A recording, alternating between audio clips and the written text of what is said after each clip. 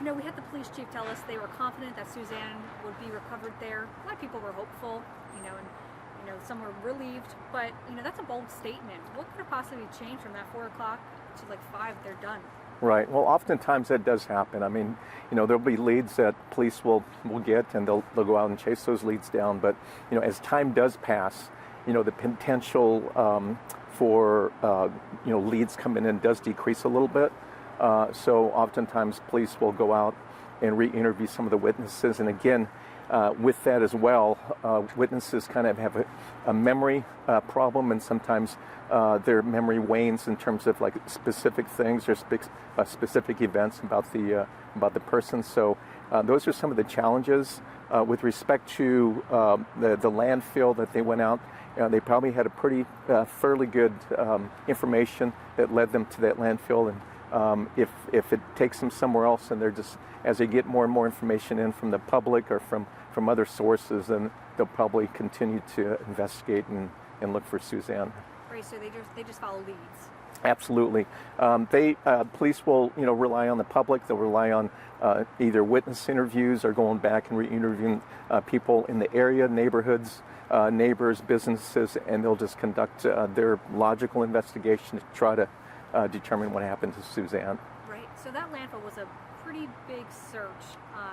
So tell me, since that's done, do they go revisit properties, backtrack? Yeah, I mean, that's what I would do as an investigator, former FBI. I would go back and probably reassess a case, reanalyze a case, take a look at it, and see if there's other potential areas that maybe I missed as an investigator, and go out there and again, re-interview some of the witnesses who gave statements to us or to the police, and see if there's something that was missed in the course of the interview. Also, I'd probably contact other agencies. Maybe a lot of other agencies will have different resources available, and just kind of talk to them about what they can offer and bring to the table in terms of trying to find Suzanne. Absolutely. So yeah, just reiterating, like for the public that might not know, what is next since that's done? So you would say that go back to the backtracking, correct? Yeah, I would probably backtrack and just kind of reanalyze and reassess the case. Take a broader look at the case, and then see if there are other things that have come up in the way of interviews, witnesses, maybe locations, and just kind of explore those things.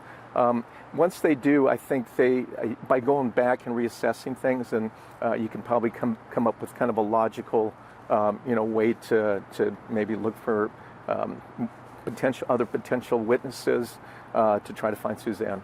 Right. For people that don't know, what have brought them to the landfill, again, is evidence, correct? I would, not being a part of that investigation, just based on what I've read, I would say that the evidence that they acquired through either digitally or forensically, more than likely led them to the dump.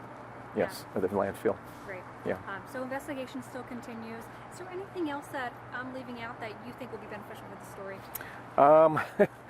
Right. I don't know. I mean, it's just kind of hard to know what's going on without being actually actively involved. But I think the police are on the right track, and let's hope that they get some answers soon.